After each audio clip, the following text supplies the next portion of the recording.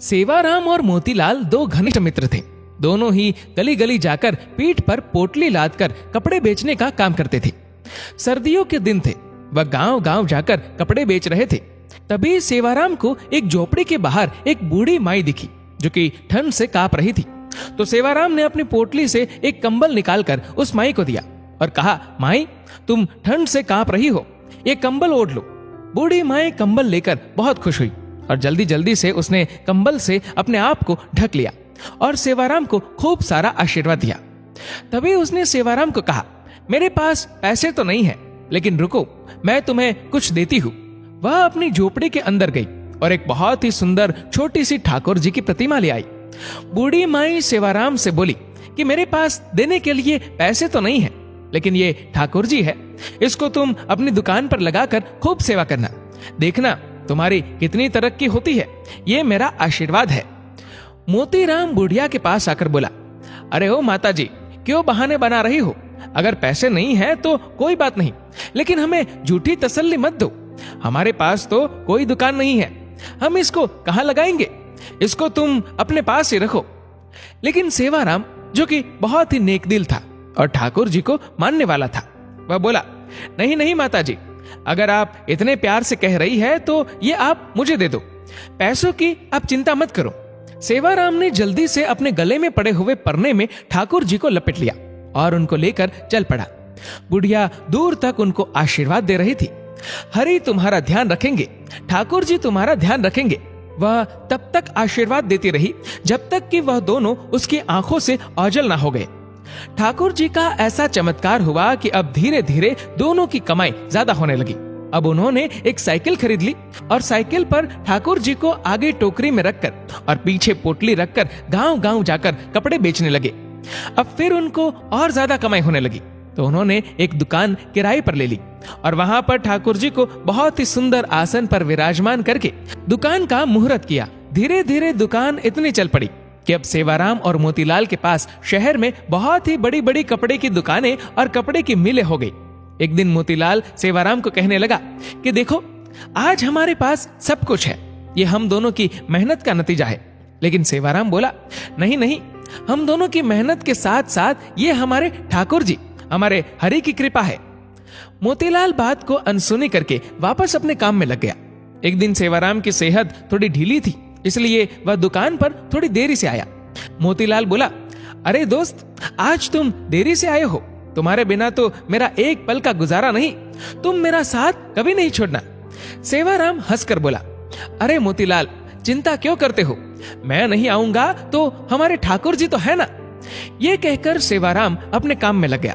पहले दोनों का घर दुकान के पास ही होता था, लेकिन अब दोनों ने अपना घर दुकान से काफी दूर ले लिया। अब दोनों ही महल नुमा घर में रहने लगे। दोनों ने अपने बच्चों को खूब पढ़ाया लिखाया। सेवाराम के 2 लड़के थे, दोनों की शादी कर दी थी और मोतीलाल के एक लड़का और एक लड़की थी। मोतीलाल के लड़के की शादी हो चुकी थी, जबकि उसकी लड़की की शादी होना अभी बाकी था। सेहत ढीली होने के कारण सेवाराम अब दुकान पर थोड़े विलंब से आने लगा। एक दिन वह मोतीलाल से बोला, अब मेरी सेहत ठीक नहीं रहती, क्या मैं थोड़े विलंब से आ सकता हूँ? मोतीलाल ने कहा, हाँ भैया, तुम विलंब से आ जाओ, लेकिन आया जरूर करो, मेरा तुम्हारे बिना दिल नहीं लगता। फिर अचानक एक दिन सेवाराम 12 बजे के करीब दुकान पर आया, लेकिन आज उसके चेहरे पर अजीब सी चमक थी, चाल में एक अजीब सी मस्ती थी, चेहरे पर अजीब सी मुस्कान थी। वह आकर गद्दी पर बैठ गया। मोतीलाल ने कहा, भैया, आज तो तुम्हारी सेहत ठीक लग रही है। सेवाराम बोला, भैया, ठीक तो नहीं हूं, लेकिन आज से मैं बस केवल 12 बजे आया करूंगा और 5 बजे चला जाया करूंगा। मैं तो केवल इतना ही दुकान पर बैठ सकता हूं। मोतीलाल ने कहा, कोई बात नहीं, जैसी तुम्हारी इच्छा।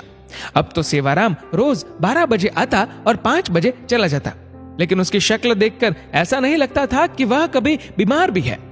लेकिन मोतीलाल को अपने दोस्त पर पूरा विश्वास था कि वह झूठ नहीं बोल सकता और मेहनत करने से वह कभी पीछे नहीं हट सकता।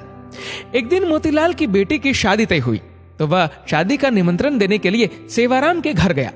घर जाकर उसको उसके बेटे, बहुए, सेवाराम की पत्नी सब नजर आ रहे थे, लेकिन सेवाराम नजर नहीं आ रहा था। उसने सेवाराम की पत्नी से कहा, भाभी जी, सेवाराम कहीं नजर नहीं आ रहा। उसकी पत्नी एकदम से हैरान होती हुई बोली, ये आप क्या कह रहे हैं? तभी वहां उसके बेटे भी आ गए और कहने लगे, काका जी, आप कैसी बातें कर रहे हो? हमारे साथ कैसा मजाक कर रहे हो? मोतीलाल बोला कि मैंने ऐसा क्या पूछ लिया? मैं तो अपने प्रिय दोस्त के बारे में पूछ रहा हूँ। क्या उसकी तबीयत आज भी ठीक नहीं है? क्या वह अंदर आराम कर रहा है? मैं खुद अंदर जाकर उसको मिल आता हूँ। मोतीलाल उसके कमरे में चला गया, लेकिन सेवाराम उसको वहां भी नजर नहीं आया। तभी अचानक उसकी नजर उसके कमरे में लगी सेवाराम की तस्वीर पर पड़ी। वो एकदम से हैरान होकर सेवाराम की पत्नी की तरफ देखता हुआ बोला, अरे भाभी जी, ये क्या? आपने सेवाराम की तस्वीर पर हार क्यों चढ़ाया हुआ है? सेवाराम की पत्नी आंखों में आंसू भरकर बोली, मुझे आपसे ऐसी उम्मीद नहीं थी भैया कि आप ऐसा मजाक करेंगे। मोतीलाल को कुछ समझ नहीं आ रहा था। तभी सेवाराम का बेटा बोला, क्या आपको नहीं पता कि पिताजी को गुजरे तो 6 महीने हो चुके हैं? मोतीलाल को तो ऐसा लगा कि जैसे उसके सर पर बिजली गिर पड़ी हो। वह एकदम से थोड़ा लड़खड़ाता हुआ पीछे की तरफ हटा और बोला, ऐसा कैसे हो सकता है? वह तो हर रोज दुकान पर आता है। बीमार होने के कारण थोड़ा विलंब से आता है। वह 12 बजे आता है और 5 बजे चला जाता है। उसकी पत्नी बोली, ऐसा कैसे हो सकता है कि आपको पता ना हो? आप ही तो हर महीने उनके हिस्से के मुनाफे के पैसे हमारे घर देने आते हो। 6 महीनों से तो आप हमें दुगना मुनाफा देकर जा रहे हो। मोतीलाल का तो अब सर चकरा गया। उसने कहा, मैं तो कभी आया ही नहीं। 6 महीने हो गए, ये क्या मामला है? तभी उसको सेवाराम की कही बात याद आई। मैं नहीं रहूंगा तो मेरे हरि है ना, मेरे ठाकुर जी है ना, वह आएंगे। मोतीलाल को जब ये बातें याद आई तो वह जोर जोर से रोने लगा और कहने लगा, हे ठाकुर जी, हे हरि, आप अपने भक्तों के शब्दों का कितना मान रखते हो, जो कि अपने विश्राम के समय मंदिर के पट 12 बजे बंद होते हैं और 5 बजे खुलते हैं। और आप अपने भक्तों के शब्दों का मान रखने के लिए कि मेरे हरि आएंगे, मेरे ठाकुर जी आएंगे, तो आप अपने आराम के समय मेरी दुकान पर आकर अपने भक्तों का काम करते थे। इतना कहकर वह फूट फूट कर रोने लगा और कहने लगा, ठाकुर जी, आपकी लीला अपरंपार है। मैं ही सारी जिंदगी नोट गिनने में लगा रहा। असली भक्त तो सेवाराम था, जो आपका प्रिय था। आपने उसको अपने पास बुला लिया और उसके शब्दों का मान रखने के लिए आप उसका काम खुद स्वयं कर रहे थे और उसके हिस्से का मुनाफा भी उसके घर मेरे रूप में पहुंचा रहे थे। इतना कहकर वह भागा भागा दुकान की तरफ गया और वहां जाकर जहां पर ठाकुर जी जिस गद्दी पर आकर बैठते थे, जहां पर अपने चरण रखते थे, वहां पर जाकर गद्दी को अपनी आंखों से, मुंह से चूमता हुआ, चरणों में लौटता हुआ जार जार रोने लगा और ठाकुर जी की जय जयकार करने लगा। ठाकुर जी तो हमारे ऐसे ही है। सेवाराम को उन पर विश्वास था कि मैं ना रहूंगा तो मेरे ठाकुर जी मेरा सारा काम संभालेंगे। दोस्तों, इस वीडियो को लेकर आपकी क्या राय है, नीचे कमेंट करके जरूर बताएगा। और अगर आपको वीडियो अच्छा लगा हो तो इस वीडियो को लाइक करेगा, शेयर